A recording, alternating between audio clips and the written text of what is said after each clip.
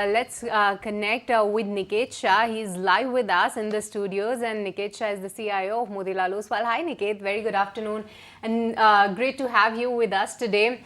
But the big event everybody is watching out for, Niket, is indeed the budget. So we have to start asking you, what is the expectation from this budget? Which sectors are you keenly tracking, or you're hopeful that the government should have their eye on? What's the sense that you're gathering? So I think, while the anticipation is that, this budget is going to be a little more on the populist side, given how the election results have really transpired, our sense is that they will continue to focus on fiscal prudence. I think the 5.1% fiscal deficit number, which is likely to come in FY25, can be positively surprised, as far as the government is concerned. We don't think they will dial down on fiscal prudence. I think fiscal prudence is paramount to this government, in our opinion. And from a sectoral standpoint, I think manufacturing will continue to be key focus area, as far as this government is concerned.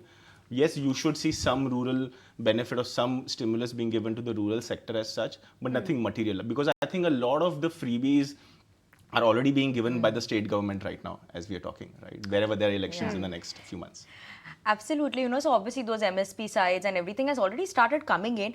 But anything specific in terms of sectors you're watching out for, or one should keep an eye out on? If that capex story may continue going forward, then what is it that we should be keeping an eye out on? Because some of them have already seen a run up. So where is it that you should watch out for? So I think it'll be more of same. I would say that obviously allocation to defense moves up, allocation to rail moves up, because obviously it has significant impact on the rest of the economy, right? So I think the government push on infra continues. I think my only thing is, which might be important to look in this budget, is the focus on export. So till now, most of the manufacturing companies were making it for India. I think the government will really push where you make in India, but you now make for the world as well. So I think that is an important thing to really watch out for in the budget. Niket, I want to know one thing. While obviously railway defense side, we are seeing that, the allocation will continue, everything will continue. But these stocks, look at any of the names, doubling almost in 1 year, more than that, if I may say, for some of the names.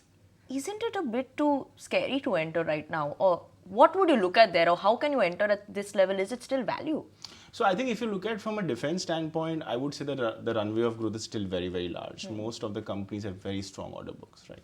So the runway of growth is large, but for sure, I think the valuation for sectors like defense and rail are definitely on the higher side. Specifically on the rail, it's very difficult to make any logical conclusion of how some of these valuations have really gone through the roof. But on defense, I think that the valuation is still reasonable in some of the larger cap names. And I think the runway of growth continues to remain fairly large. As I told, I think the large part of the opportunity for defense is now looking at the export market, which is another driver of growth, which I think a lot of people haven't factored in today. All right, but Niket, definitely we had your take on the budget side, but earnings is something which drives the longer term growth, and we are amidst of the earnings season as well.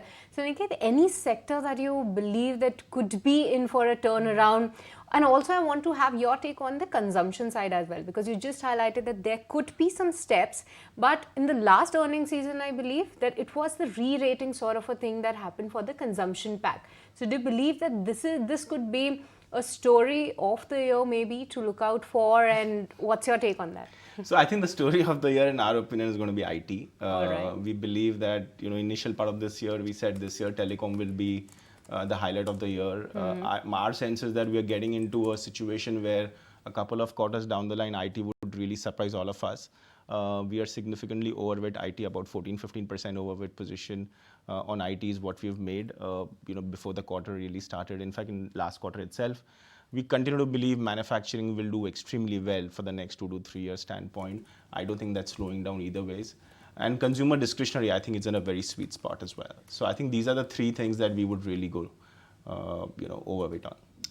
Okay, and in IT also, specifically mid-cap IT, is that the bet, or large cap also starts looking attractive now? No, I think mid-cap. So largely mid-cap and small cap. I think large cap, obviously, growth rates are far lower, and mid-cap and small cap growth rates are far higher.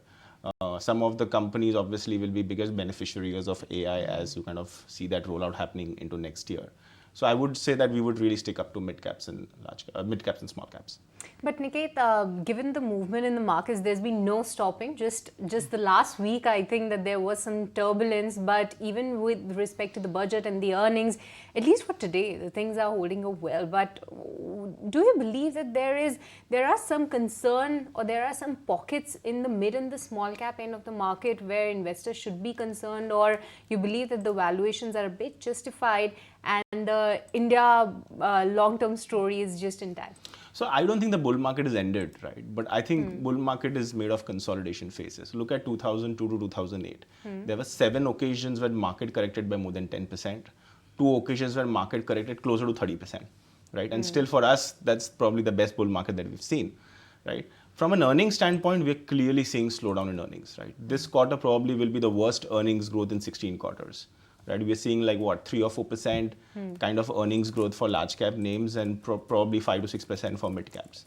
So I think we have started to see slowdown in earnings, and in context of that, obviously valuation in certain sectors continue to remain extremely elevated. So like for example, look at manufacturing. Within manufacturing, there are multiple cuts. Of that, one of that is capital goods. We have taken a call that at 70, 80 times multiple really doesn't make sense. So we have gone underweight on capital goods and overweight on IT, where it looks like the tailwind is about to begin. So I think that's how we would navigate the cycle. But yeah, from an earnings growth standpoint, it's quite concerning. And I think we should get into a consolidation phase, at least for the next 3 to 6 month period. Okay, so the next 3 to 6 months may be some bit of a consolidation. But chemicals, I want to understand on that, right? That story has not played out in the last year. And they were expecting that now maybe we could start seeing an improvement coming in terms of the earnings, the performance for the company. Do you think that's a story that one could watch out for, or maybe because of the global tensions and uncertainty, you would still be wary? So I think if you look at the chemical space, it's quite interesting, because what is really transforming on the chemical side, in India there's a lot of buzz on EV chemicals and semiconductor chemicals and so on and so forth. But our sense is that we would love to stay away from them for a long period of time. And the simple reason is China is expanding capacity for most of them at 2x in every 6-month period, right? So when you have doubling of capacity for most of them in China, and the price erosion has been more than 50%, it becomes extremely difficult for large chemical company names present in that space to become viable at global scale, right? So we would love to stay away from that. So essentially now, how do we look at chemical space? We will look at companies which are more focusing on CRAMS business, right? Where a large US customer gives them an order and they supply over a period of time. And the second is that you look at companies which have products where China is a very small part of the portion, right? So companies, for example, are manufacturing phenol, where China is there, but it's, Indian guys are also, large enough, right? So similarly, from a product to product standpoint, you have to look at companies where China is not a competitor. If China is competitor, and some of these new themes, which are very exciting for larger investors and specifically on social media, we would love to stay away from that. But also help us with your take on the financials as well, Niket, because that could be called the growth engine of the economy, and nothing can go without the growth in the financials. We just had the numbers of HDFC, Kotak Mahindra Bank, and some concerns on the deposit growth is what the management is highlighting. Even the numbers were not that fascinating. But do you believe that this quarter or a couple of quarters we could see we should be in for some such expectations or this sort of an outlook, and then maybe financials can have a push? What's your take? So I think the credit growth will continue to remain in the range of 13 to 15% for the next couple of years. I think the challenge really is on the P&L side, right? We will see NIM decline because we've not even seen an interest rate cut environment, right? Yeah. So the next 12 to 18 months, we will see, a NIM decline. Credit costs are, I think, clearly bottomed out. So from that standpoint, from a profit after tax growth for financials for the next 2 years or maybe 18 months, looks fairly lower. So it looks like a single digit kind of a growth. It's something which doesn't excite us. But this is the time to accumulate, stay away, or go I would for stay away, wait for the interest rate cycles to bottom out. Right. I think we need an interest rate cut, and I think hopefully by next year we should see an interest rate cycle bottoming out. Okay, Niket, thank you so much for joining in with us on this very rainy day, enjoying, but hoping next time we meet, we'll meet over bhajiyas when it's raining. For sure. And hot tea. But thanks so much for joining in with us on the studio. Thanks for having me. Thank you. Thank you. If you like this video, then like, share and subscribe to ET Now.